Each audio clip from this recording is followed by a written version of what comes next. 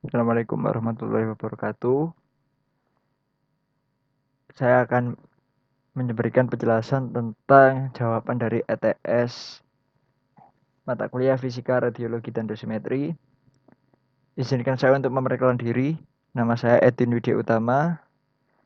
Ini NRP saya 11161186. Saya akan membahas 6 soal, tapi saya akan membahas lebih detail pada nomor 1, nomor 3,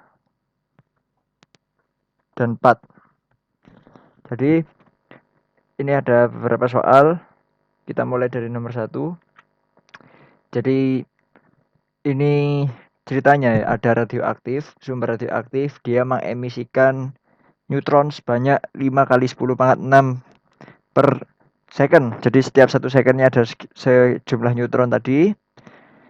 Tapi neutron tersebut jatuh pada rel kereta api 3 meter yang arahnya horizontal dari trek. Ya kan, jadi nanti bisa dilihat di gambar selanjutnya, di mana kereta itu berjalan 80 mil per jam. Nah, terus paparannya atau fluence dari neutronnya berapa sih yang mengenai penumpang pada waktu yang sama? Oke, jadi gini. Nah, sumbernya itu di sini ada yang di sini. Yang dipancarkan tiap detik itu 5 kali 10 pangkat 6. Jadi tiap 1 detik, 2 detik itu semakin banyak. Jadi di sini. Dan memancarkannya kan dia membentuk lingkaran menyebar ke segala arah kan. Karena dia foton ya, kalau kita ingat tentang cahaya itu kan dia eksponensial kan, sehingga dia nyebarnya ke segala arah, kecuali kalau dia mengenai pandu gelombang hampir sama dengan suara. Nah, kita fokus ke penyelesaiannya. Kemudian dia nyebar ke sini, gini, muter gini sepanjang areanya dengan radius 3 meter. Tapi kereta ini bergerak dengan 80 mph atau 35,7 meter per second. Oke, lalu bagaimana dengan menghitung paparan yang mengenai area di situ? Itu kan jumlah fluence atau paparan yang berubah terhadap waktu kan. Jadi pertama, pada selang waktu T ya, itu sebenarnya ketika paparan itu dia terbagi, paparan itu kan kayak tadi konsepnya kan dia menyebar ke seluruh area lingkaran yang dia dilingkupi kan. Maka kita bisa tuliskan yang terpapar sepanjang waktu T, dN per dt, kita bagi dengan 1/4 πr kuadrat. Sehingga nilai fluence total itu tinggal kita integralkan. Jadi sebenarnya konsepnya kenapa diintegralkan? Karena gini, jika sesuatu itu punya kecenderungan untuk, ini kan dicacah terhadap waktu, punya kecenderungan untuk dia menjadi satu gitu kan, maka di situ kecenderungan itu akan menghasilkan integral. Seperti contoh pada benda diskrit, untuk melihat pada selang yang sama kan integral, makanya integral itu adalah anti turunan, baliknya turunan. Kalau turunan itu dia menyatakan pencacahan. Tapi di sini yang tercacah kan waktu, sehingga nilai terpapar fluence kita integralkan gitu loh. Nah, pada waktu yang sama, at the same time, di soal tadi, the same, kita integralan terhadap T. Ini kita masukkan, ya ini kita integralan terhadap dt. Tapi kita harus ingat bahwa nilai dari R kuadrat itu adalah X kuadrat plus Y kuadrat. Dan kita harus ingat bahwa di situ kereta bergerak dengan arah dx per dt kan berubah sepanjang sumbu X. Kita lakukan manipulasi, dua yang kita manipulasi. Yang pertama adalah T menjadi dx per v, yang kedua R menjadi X kuadrat plus Y kuadrat. Lalu kita integralkan, kita rubah ini dulu. Nah, dengan substitusi Y sama dengan 3, pada saat T1 dan T0 berada dari tak hingga menuju minus tak hingga ya, maka kita rubah dengan substitusi bahwa nilai dari dt yang ada di sini kita ganti dengan dv per dt. dx per v kan dt, dt-nya ini dirubah sini. Lalu ini nilai fluence-nya. Pada saat T1 dan T0 itu kan X-nya dari minus tak hingga ke tak hingga. Sehingga kita bisa tuliskan integralnya dn per dt dikali 1 per v dikali dx per 4p 4pi dx bagi 4pi dikali x kuadrat plus 9. Lalu sebenarnya banyak cara untuk kemudian menyelesaikan integralnya tadi. Kita sentilkan dulu integralnya. Jadi integralnya ini kan, nah ini yang salah. Sebenarnya ini cuma integralnya ada, integral dapat selesaikan ya. Contoh integralnya ini dengan teorema residu. Jadi 2pi dikali jumlah residunya. Jumlah residunya kan ini yang membuat nilainya dia sehingga ketika dia ini 0 kan, maka yang harus memenuhi adalah 3i. Nah, nilai residunya kan ada 2. Jadi 3i tambah 3i 6i, 2pi kita bagi 1 6i dibagi 4pi, maka kita dapatkan 1/12. Lalu nilai integralnya itu kita masukkan di sini. Jadi ini nilai integralnya, ini tadi kecepatannya, ini jumlah paparan per detiknya. Jadi setelah diintegralkan kan kemudian kita menemukan bentuk yang seperti itu. Sehingga kita bisa tuliskan bahwa nilai fluence dengan memasukkan nilai tadi semua tadi kita dapatkan fluence-nya 11,67 dikali 10⁻³ neutron per meter kuadrat. Nah, jadi fluence yang memapar pada itu ya. Kalau tadi kan jumlah paparan. Kalau ini jumlah fluence yang terpapar terhadap lintasan pada waktu itu. Jadi sebenarnya konsepnya berangkat dari fluence yang terpapar menuju paparan, sama kayak kecepatan. Pada jarak X, dia pada waktu T, kita kalikan dengan T ketemu X kan gitu. Kita naik integralkan kan ketemu fungsinya lebih besar. Sama kayak ini. Jadi fluence terhadap fluence per waktu, kita integralan terhadap waktu jadinya fluence. Oke, lanjut nomor 2. Jadi ini kita mencari energi imparted, net energy transferred, and energy transferred. Jadi ketika positronnya ini dia keluar dengan energi 0,10. Energi impartednya kan kita tinggal tambahkan semua, yaitu energi yang disisipkan sebanyak 0,8 mega elektron volt. Jadi energi yang awal ini dikurangi T3 dan energi yang masuk. Lalu berapa energi yang ditransfer?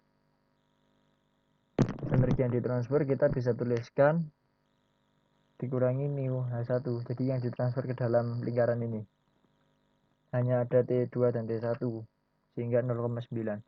Lalu energi netnya itu energi yang diperlukan untuk dia keluar, sehingga kita dapatkan T1 plus T2 kurangi T3 0,8 mega elektron volt. Oke, sekarang nomor 3. Jadi ini ada data di tabel 2.1. Jadi datanya ini berisi exposure rate constant atau bilangan yang menyatakan konstanta yang menyatakan exposure atau kira-kira dia untuk meluruh berapa lama gitu kan, untuk bukan meluruh, untuk keluar atau terekspos dari suatu radioaktif. Jadi sebenarnya konsep yang kita tahu untuk kita berbicara tentang exposure rate konstan itu, untuk menjadi exposure rate ya, konsep pertama yang harus kita ketahui bahwa exposure rate konstan itu dia menentukan sebagaimana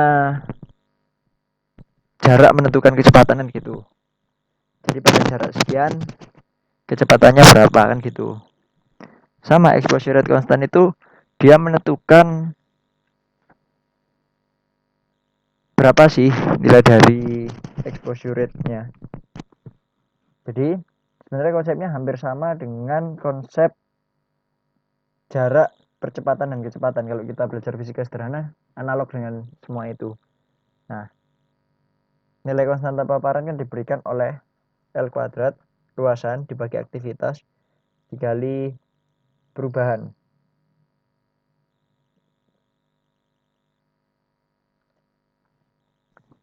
Perubahan nilai dari aktivitasnya itu. Sehingga kita bisa tuliskan dengan luasan 25 kali 10 pangkat 4 dan nilai dari aktivitasnya adalah 1 G atau 1000 milici. Maka nilai exposure rate-nya diberikan oleh F dikali A per L. Jadi exposure rate itu dia menentukan kayak gini.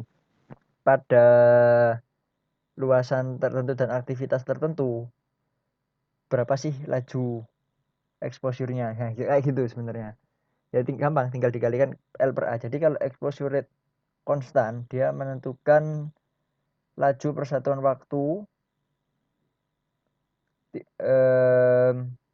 dibagi dengan aktivitas per jarak paparan. Jadi dia menentukan variabel. Nah, kalau kita kalikan dengan aktivitas, kita bagi dengan jarak, dia akan menentukan kecepatan exposure-nya atau exposure rate-nya.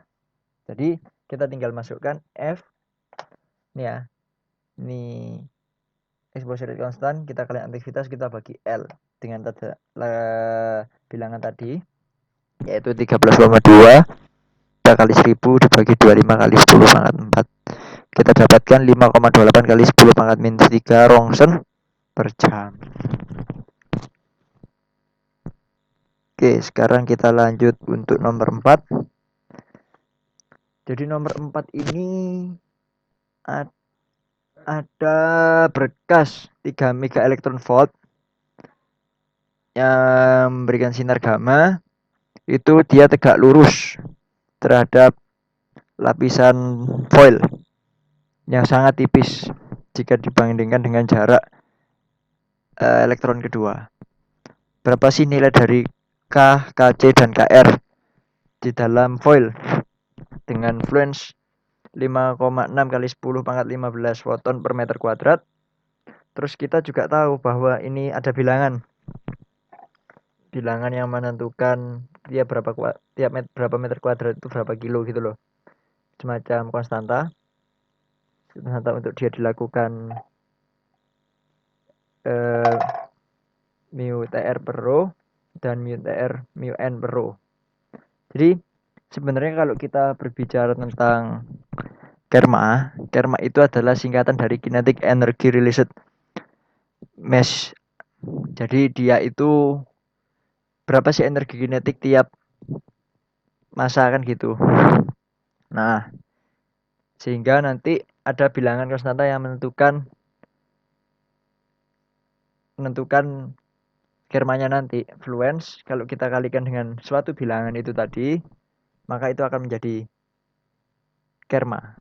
Oke, kita langsung contoh.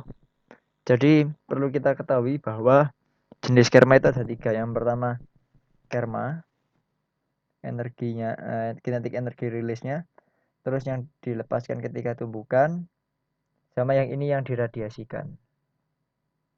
Oke, ada 3 konsep. Kita tahu dengan French gini. Oke.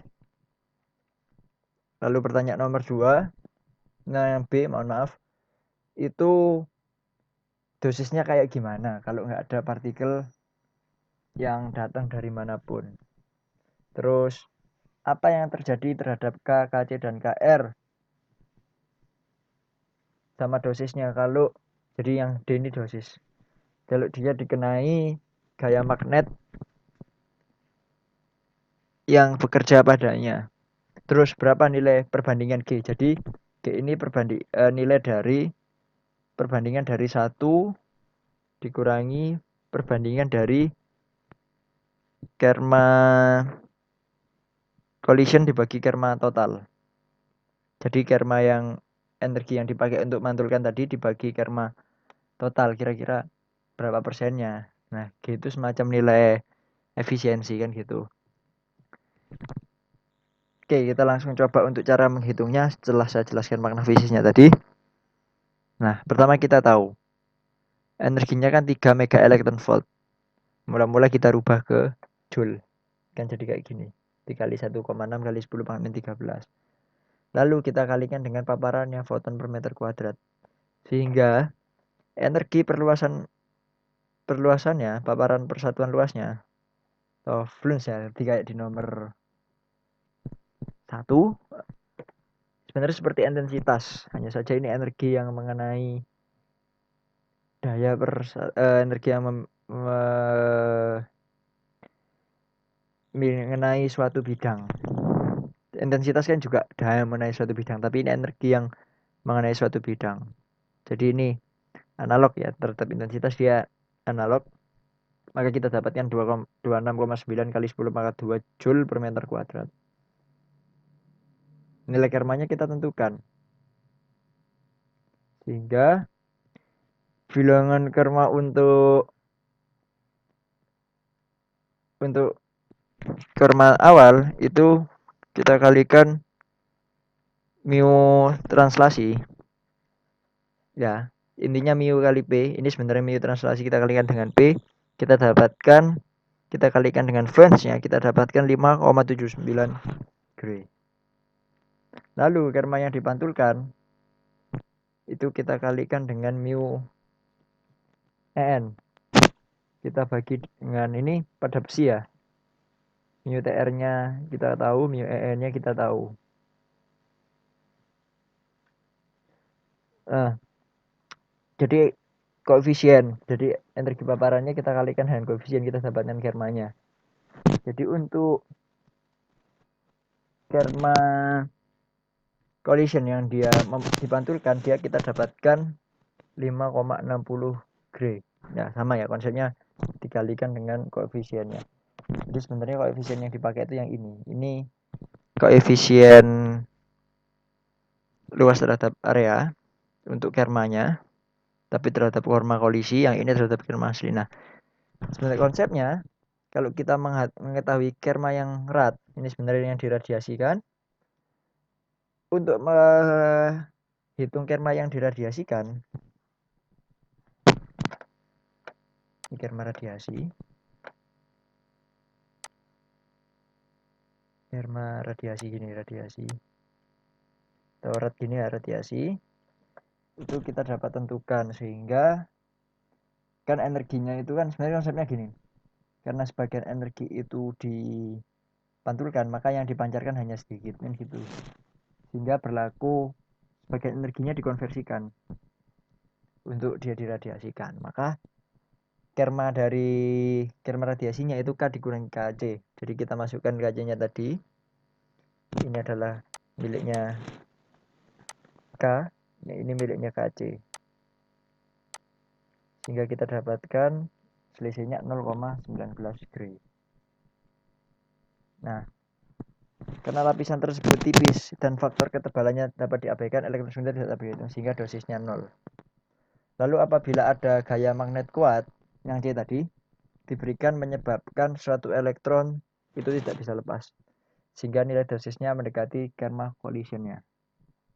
Jadi sebenarnya dosisnya itu dia seperti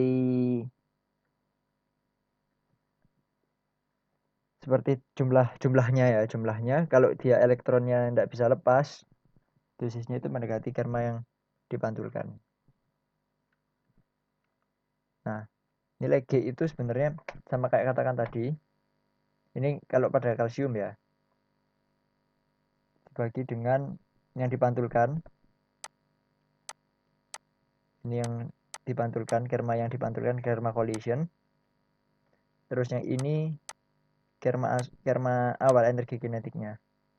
Jadi sebenarnya sama konsepnya. Untuk kita menghitung GG ini adalah bilangan yang menyatakan seberapa, itu semacam efisiensi, analog dengan efisiensi, atau bilangan yang menyatakan tingkat efisiensi suatu radiasi, atau seberapa banyak energi yang dipakai, kan gitu. Jadi konsepnya sama. Kalau semisal saya hanya berhasil berapa persen gitu ya, maka 1 dikurangi bagian saya yang berhasil itu adalah bagian saya yang gagal, atau bagian saya yang gagal sekian dikurangi yang berhasil itu adalah sekian. Jadi konsepnya seperti itu. Nah, energi total ini sebenarnya mewakili total.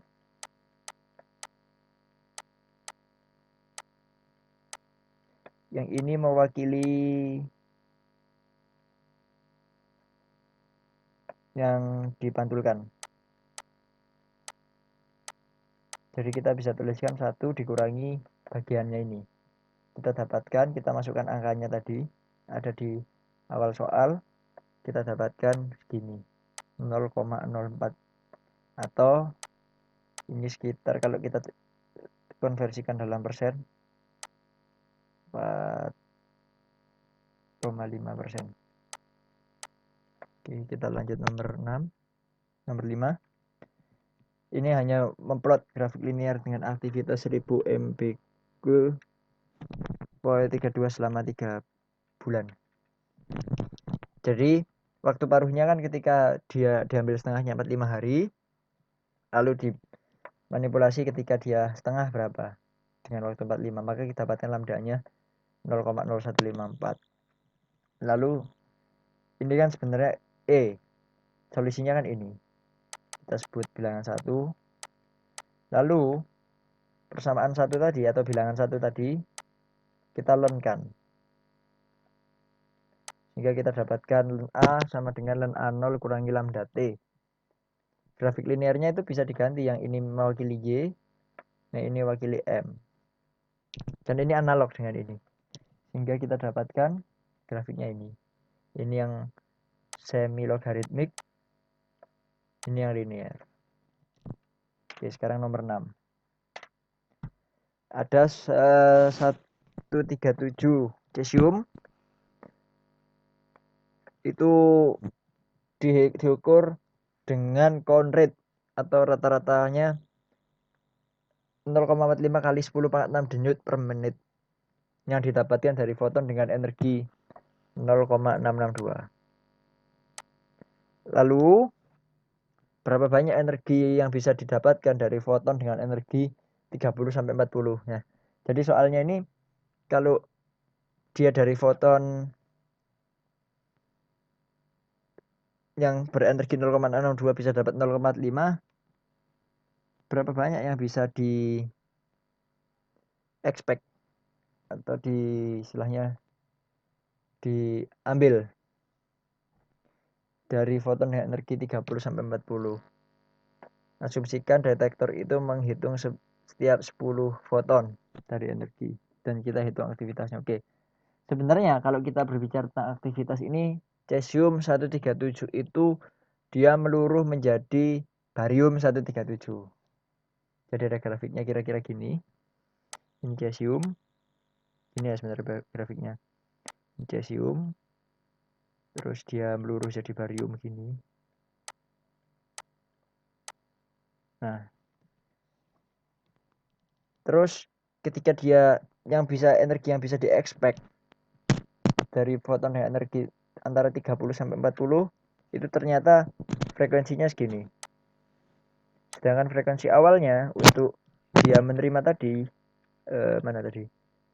Nah, untuk yang ini, untuk dia menangkap atau menerima itu 0,898. Maka kita energi yang didapat itu sama. Asumsikan efisiensinya sama. Menurut IRCP 1986, datanya segini untuk frekuensi ketika 30-40 sama frekuensi awal. Kita tinggal hitung. Sebenarnya kan H kali F. Dan efisiensi sama, nilai konretnya bisa kita tahu. Kemudian hanya kita coret. Kita dapatkan count ketika R ini mewakili count ketika 30-40. R0 dikali F 30-40 dibagi F kali R. Jadi ini kan F per R. F1 per R1 dibagi sama dengan FR per R0. Jadi perbandingannya kan sama. R0 nya kita pindah ruas ke sini. Kita dapatkan persamaan ini. Kita tinggal masukkan seluruh angkanya. Kita dapatkan 30,317 kali 10 knot per menit. Yang bisa di-expect dari energi antara 30 sampai 40. Lalu, bagaimana untuk minta aktivitasnya? Ketika meluruh, setiap 10 foton itu kan memberi toleransi 10%. Lalu efek peluruannya itu menyebabkan frekuensinya berubah. Jadi frekuensi dari tadi yang miliknya cesium itu kan dia berubah dikali 0,946. Jadi berubahnya segini, ini perubahan. Kita sebut saja sebagai F 0 gitu misalnya.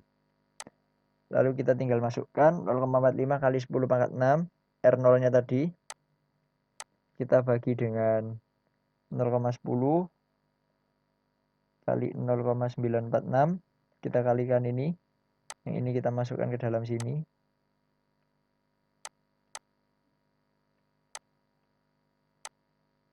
Lalu kita bagi dengan kita langsung selesaikan persamaan ini. Kita dapatkan 88,3 10 pangkat 3 becquerel. Saya ucapkan terima kasih. Kurang lebihnya mohon maaf. Bila taufiq hidayah. Wassalamualaikum warahmatullahi wabarakatuh.